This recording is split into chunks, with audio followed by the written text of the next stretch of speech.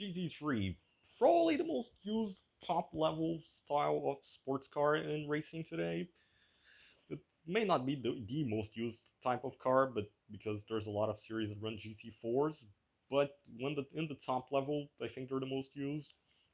They're pretty much everywhere in sports car racing nowadays. WEC, IMSA, ELMS, DTM, GT World Challenge, Super GT, NLS, you name it. But even though they're pretty popular, and it's where all the manufacturers are going, well, alongside the hypercars, and they do put up some really good racing with highly talented drivers, there is still a vocal minority, a select group of people who cannot, for the life of them, get to grips with these cars. It's a very weird behavior, I must say, because just because a style of car is widely used doesn't mean that every single racing series has become GT3 slop or whatever these people like to say. And well, this time in this Yap session, I'll just jump straight into it. So we start with Exhibit A of this, which is DTM. Now, DTM used to be a touring car series. Well, DTM stands for Deutsche Tourenwagen Masters, Tourenwagen being touring cars in German. But were they really touring cars near the end of the 2010s? You know, Class 1 with the joint regulations between GT500 and DTM and all that stuff. We're talking about cars that were getting close to LMP1 prices because they had stuff like push to pass DRS and whatnot that looked more like spaceships with a shell of a road car. People like to say that modern DTM isn't real DTM because it's not real touring car racing, and I will agree that it's not really touring car racing. It has become more of a sports car championship. But Class 1 was realistically never going to last, at least in Europe, because unlike in Super GT, the manufacturers weren't really in it after a year or two. So, like in 2020, we only had Audi and BMW, and even Audi was leaving. And even if you compare the 2019 and 2020 DTM grids, you'll see that the grid takes a very noticeable dip from a year to another, with guys like Bruno Spengler, Daniel Huncadella, uh, Joel Eriksson, and Paul Di Resta all being gone. So the situation with DTM by 2020 was really unsustainable in the long term, and God knows how long BMW would have lasted until they too pulled the plug if no regulation changes were made.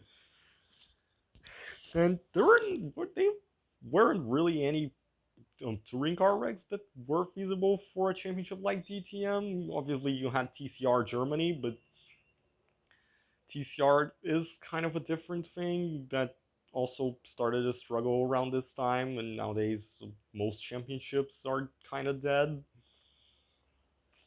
And so they went the GT route because they were actually very much cheaper than the old Class 1 cars, and it's what manufacturers have been doing for quite some time now. It was just a logical decision, but obviously some people weren't happy even if it started to bring DTM sort of back financially and even in terms of popularity, because maybe not necessarily because of these cars, but they have been reaching quite a big audience as of late.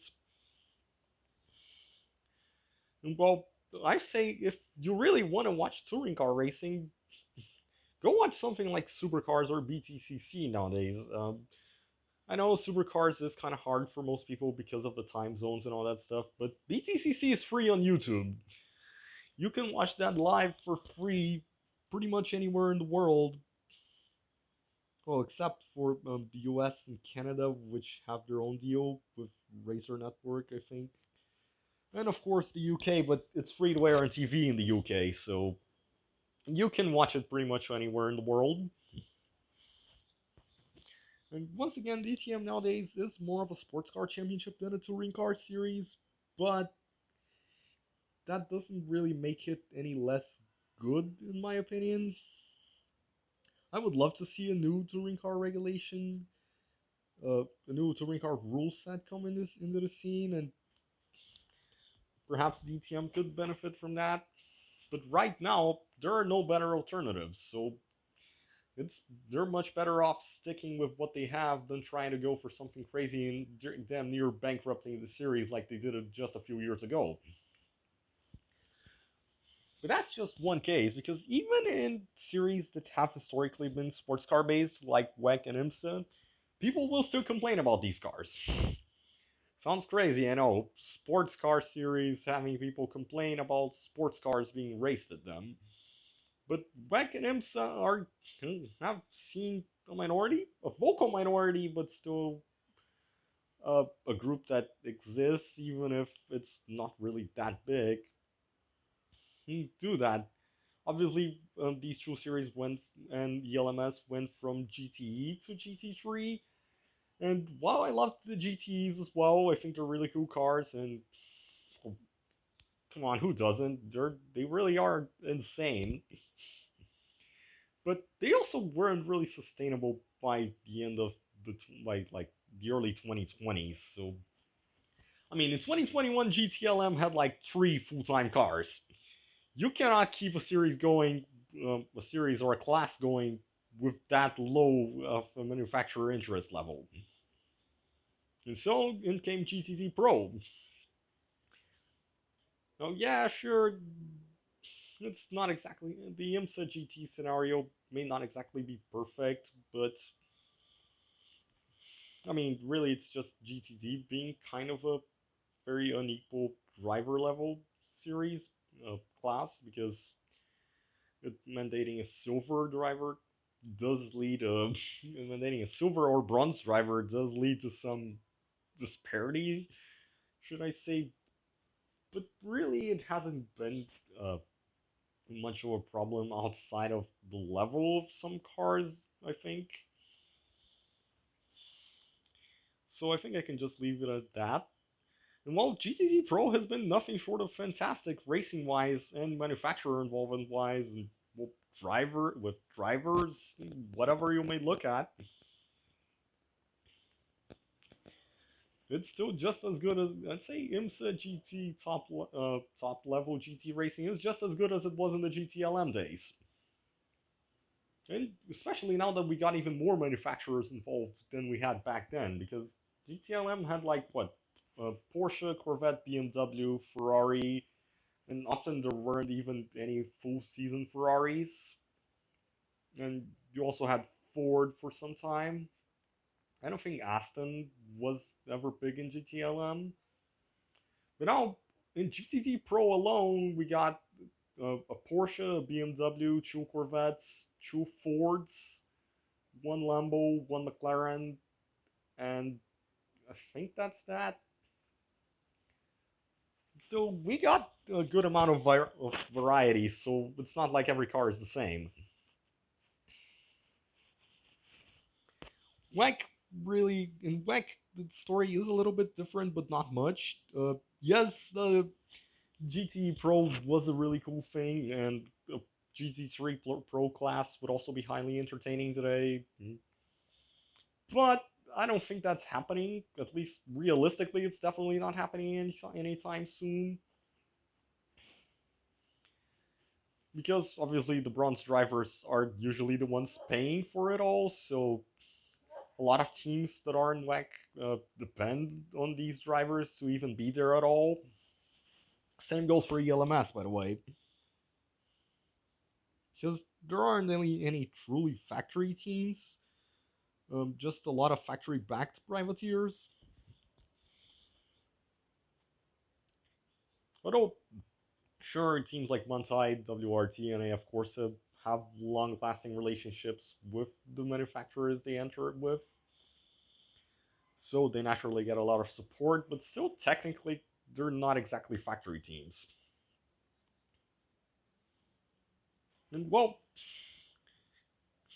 the pro side of GT racing right now, as well as GTD Pro, you can find it in GT World Challenge Europe right now. So that series being as big as it is right now, with SRO doing a great job at it and all, is probably the reason why we won't see a Pro GT class in WEC anytime soon again. But that's not exactly a bad thing. Even if for a driver, if they want to develop and race against the best, they have to go to IMSA or GT World Challenge nowadays. Speaking of GTs or DTM, depending on how many rides are available for what manufacturer they may be close or affiliated with. And the one thing that has made these cars more popular is that they are what's most accessible to well teams and drivers alike nowadays, just like GTEs were the norm, say 15 years ago. Racing is a very cyclical thing, just like probably any other sport, I guess. Trends come, trends go, cars come, cars go. Very basic thing, but we had GT1s, we had GT2s, now we had the GT3s. Just like NASCAR has had multiple generations of cars, obviously the Gen 6 is sort of still around in ARCA, but their time is up. That car's time is up in Cup. Obviously the Gen 7 has its problems, but they weren't going to race Gen 6 cars forever. Well, if you want a series that has cars that have been racing since, well, forever, just look at IndyCar and look at the state of IndyCar. The DW12 has been around for longer than Max Verstappen has been in F1 for crying out loud, and that is not really a good thing because there's not really much more teams and drivers can learn with those cars. And until a new car comes into the scene, IndyCar is probably going to look very stale, at least racing wise, and as if they weren't stale enough schedule wise for most of the time. Obviously, we had Phoenix come in this year, but other than that, no significant changes.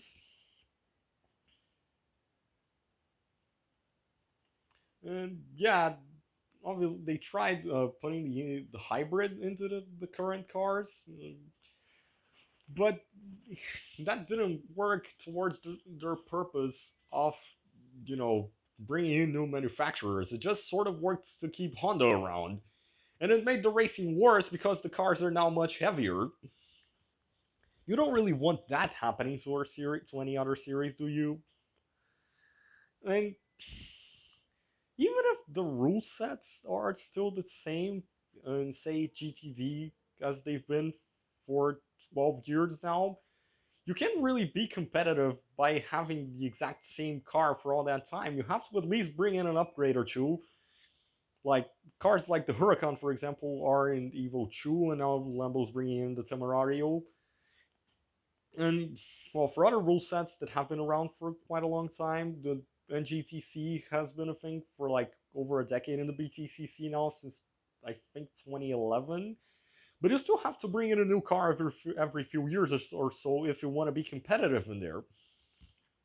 You see, obviously, Motorbase slash Napa brought in mm, the Focus sedans this year.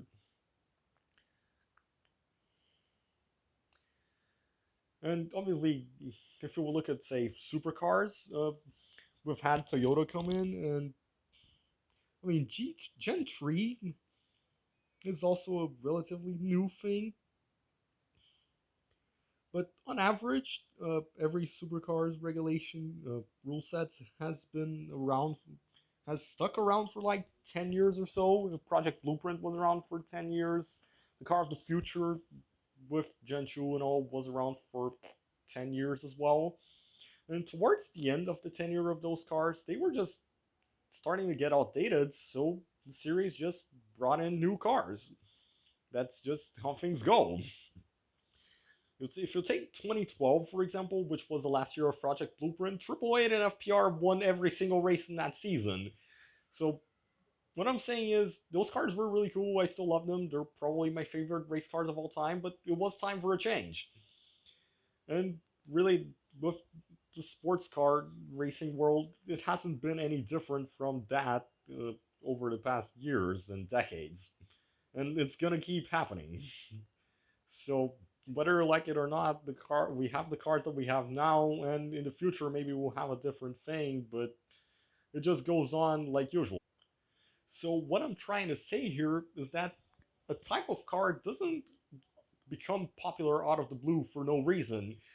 Like championships and teams have their reasons to be using the GT3s they are using right now, and that is going to be the theme until there is something that just makes until something that makes more sense eventually appears. If that happens, well, it probably will at some point, but right now it's not happening anytime soon. So uh, they'll stick around for quite some time, I guess.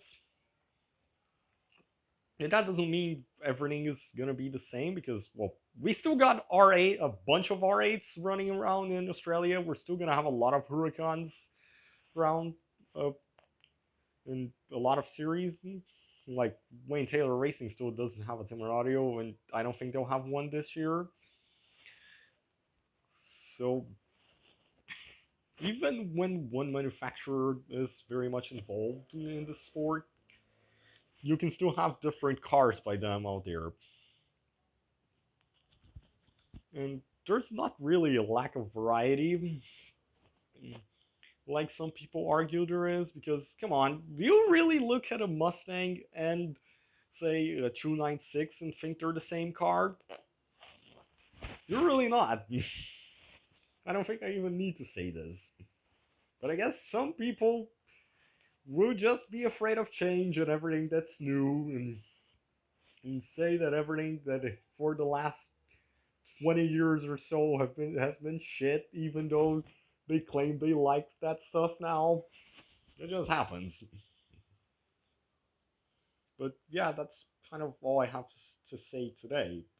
Subscribe if you want to see more gameplays and random unscripted jump sessions. I guess that's just how it goes in this channel.